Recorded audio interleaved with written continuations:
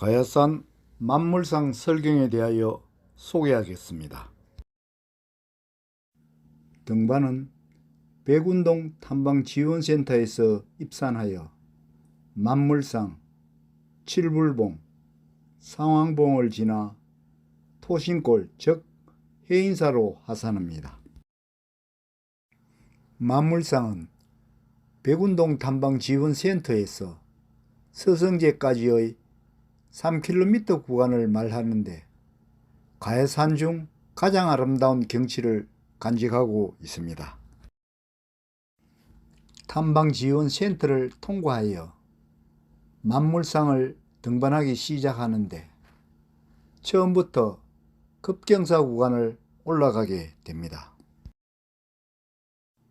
20분 정도 올라가니 첫 번째 조망바위가 나오면서 주변에 하얀 설경이 눈에 들어오기 시작하고 바위에서 밑을 내려보니 시몬사가 하얗게 설경에 묻혀 있어 한 폭의 멋진 동양화를 그리고 있네요. 기암괴석이 나타나고 해발 800m를 지나자 환상적인 상고대가 전개되기 시작하여 눈을 현란하게 만듭니다. 가야산이 1972년 국립공원으로 지정된 이후 38년 만에 개방된 만물상 코스는 한마디로 기암괴석의 향연이고 자연의 교양이라 표현할 수 있습니다. 기암괴석에 오르면 지척에서 또 다른 만물상 안봉이 보이고 가야산 정상이 멀리 구름 속에 잠겨 있네요. 만물상은 백운동 탐방지원센터에서 마지막 상하듬까지 7번이나 오르락 내리락 해야 하는 험준한 등산 코스로서 마치 설악산 공룡릉선과 같습니다. 특히 만물상 탐방로 약 3km 구간에는 각기 다른 형상의 바위와 확 트인 조망, 불교 문화 유적지 등을 자랑하는 등산 코스로서 산악인들로부터 많은 사랑을 받고 있습니다. 만물상은 능선을 따라 자리한 바위가 1만 가지 형상을 이룬다고 해서 붙여진 이름이며 주변 계곡에서는 가야산에 서식하는 식물들을 한눈에 볼 수 있습니다.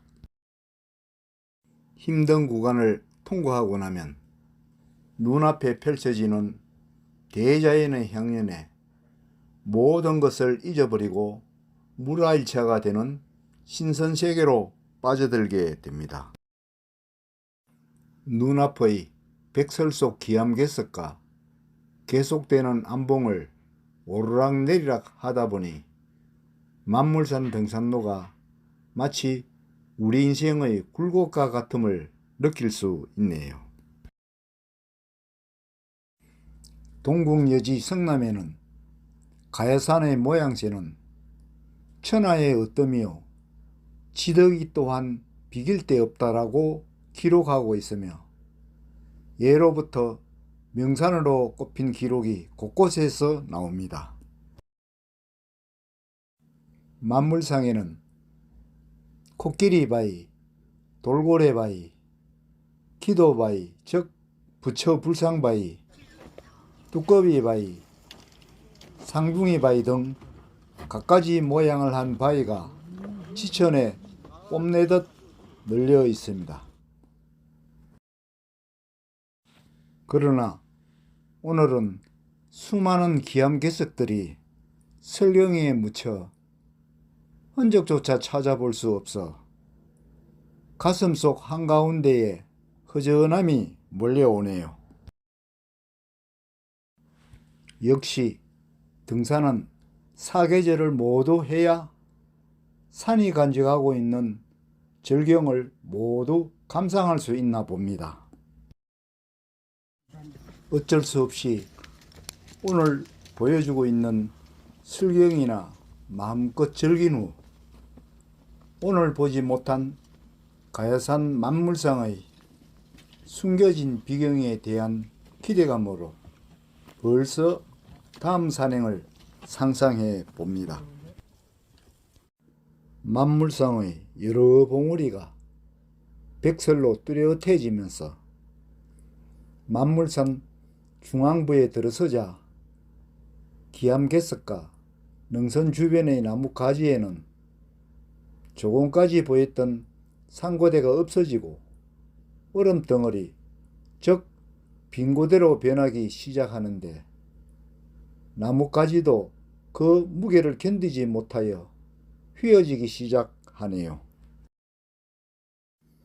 하얗게 빛나는 봉우리를 올라가니 마치 자연이 인간의 접근을 거부하듯 아예 계단을 막아버리고 있어 오늘은 등반이 아니라 장애물 코스를 통과하는 훈련을 받는 착각이 들기도 합니다.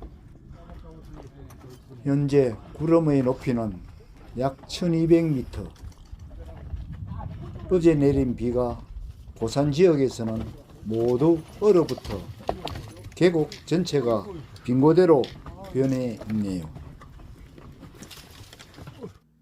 계단을 통해 해발을 높이자 마치 얼음천국, 즉 빙하의 세계에 온 듯 착각을 하게 됩니다. 주능선 하단 계곡은 평온하게만 보이는데 주능선에는 기암괴석들만 설경으로 덮여 부분적인 모습을 유지하고 있고 주변의 모든 사물들은 자연이 만든 얼음 태풍을 맞아 쑥대밭이 되어 버렸네요. 마치 모든 만물이 따뜻한 눈 속에서 동면을 취하는 것이 아니라 얼음 속에 냉동되어 아무 저항도 못하고 봄을 기다리는 듯 하여 애처롭게 보여집니다.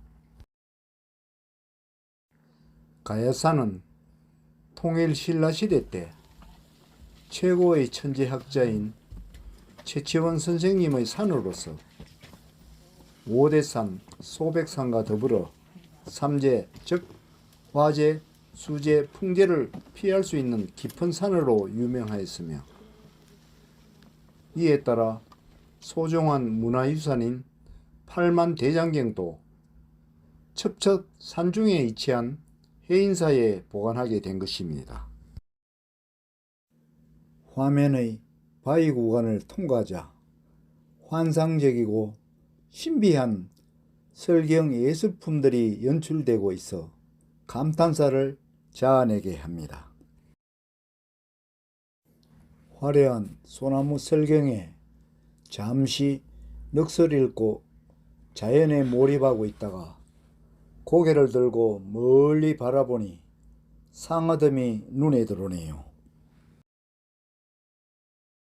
만물상 절경은 능선 끝에 있는 상하덤까지 계속되는데 상하덤에 올라서면 마치 두루마리 동양화를 펼쳐놓은 듯 만물상의 모든 형상이 한눈에 들어오면서 감탄사가 절로 나옵니다.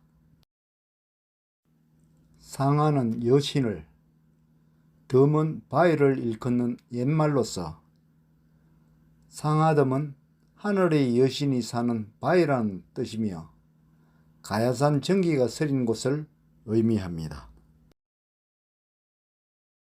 해발 1160m, 상하덤이 가까워지자 주변의 나뭇가지에는 빙고대 위에 또 다른 폭설이 얼어붙어 새로운 설경세계를 연출하고 있어서 전망대에서 자연이 만들어준 설경을 마음껏 즐겨봅니다. 최치원이 지은 석순응전과 동국여지 성남에 의하면 상하덤은 가야산의 전설을 간직한 곳으로서 가야산 여신인 정견모주와 하늘신 이비하가 논일었다는 전설이 있습니다. 성스러운 기품과 아름다운 용모를 지닌 가야산 여신 정견모주는 백성들이 살기 좋은 터전을 마련하는데 큰 힘을 얻을 수 있도록 밤낮으로 하늘의 소원을 빌었습니다. 그 정성을 가상히 여긴 하늘신 이비하가 오색구름 수레를 타고 상하섬에 내려와 산신 정견모주를 만났습니다. 천신 이비하와 산신 정견모주는 성스러운 땅 가야산에서 부부의 연을 맺고 옥동자 둘을 낳았는데 형은 대가야의 첫 왕인 이진아시왕이 되었고 아우는 금관가야국의 수로왕이 되었다고 합니다. 전망대가 있는 봉우리를 뒤로 하고 상하섬을 오르기 시작하는데 난간 위아래가 모두 얼어붙고 주변의 설경은 표현할 수 없을 정도로 빙하 표면처럼 얼음덩어리로 변해 있네요. 가야산 전설이 담긴 상하섬을 올라가는데 기온이 낮아짐을 증명하듯 안내간판이 얼음으로 코팅하였고 뒤를 돌아보니 조금 전 안봉이 안녕이라고 인사하듯 하네요. 상하섬 안봉 동쪽 탐방로는 완전히 초토화되어 있어 친구들을 헤치고 이동하면 만물상 바위에 멋진 뷰포인트가 나와 인증샷을 남겨봅니다. 기암괴석에서 자란 분재 같은 나무들이 만든 설경과 눈에 덮인 바위가 만든 설경에 매료되어 등산객들이 감탄사를 자아내면서 그동안의 피로를 모두 잊어버리게 만드네요. 수없이 오르락내리락 하면서 기암괴석과 설경을 감상하다 보니 만물상이 얼마 남지 않았음을 이정표가 알려주면서 가야산 정상이 구름 속에 보이기 시작합니다. 한국 12대 명산이며 1972년 9번째로 국립공원으로 지정된 가야산은 해발 1000m 이상의 봉우리와 병풍처럼 펼쳐진 기암괴석이 어우러져 수려한 산세를 자랑합니다. 이러한 자연생태계 보존을 위해 최근까지 만물상 탐방로의 하루 입장 인원을 340명으로 제한하여 입산시켰기 때문에 산행 희망자는 예정일 하루 전 오후 5시까지 국립공원공단 예약 통합 시스템을 통해 예약해야만 했습니다. 만물상의 모든 물체가 폭설로 연결되고 일체화되어 있어서 사진으로는 표현이 제한되어 동영상으로 전체의 모습을 마음껏 담아봅니다. 상하섬 중앙전망대에서 주변을 살펴보니 바로 옆에 전설 속의 상하섬 바위가 백설에 덮인 채로 시야에 들어오고 또한 천신 이비하와 산신 정견모주가 만들었는지 환상적인 설경이 전개되어 대자연에 심취되면서 그만 넋을 잃어버리게 만드네요. 시간이 아까워 끼니를 생략하고 자연이 선물한 환상적인 설경을 마음껏 즐기면서 만물상 등반의 클라이막스인 상하섬의 신비를 찾아 올라갑니다. 계단을 올라갈 때마다 환상적인 상아덤 설경이 발걸음을 묶어놓는 듯 하고, 전망대의 난간에서는 엄청난 자연의 위력을 실감할 수 있으며, 상아덤 주변 설경이 시한성을 지닌 소중한 예술품이라 하나도 놓칠세라 모두 사진 속에 담기에 바쁘네요. 드디어 전설 속 상아덤이 아름다운 설경으로 분장하여 모습을 드러내니 더 멋있게 보이는데, 오늘은 저희 부부가 주인공이 되어 볼까요? 해발 1160m 상아덤 비밀을 찾아 안봉 탐방 후 인증샷을 남기는데, 구름 속이라 만물상을 한눈에 구워볼 수 없어 아쉬운 미련을 남기고 청명한 날의 다음 산행을 기약하고 가해산 정상 칠불봉과 사항봉 설경을 향해서 발길을 옮겨갑니다. 상아덤에서 약 300m 정도 이동하면 만물상 등반이 끝나고 서성제 즉 가해산 정상과 백운동 하산 코스로 나누어지는 삼거리가 나옵니다.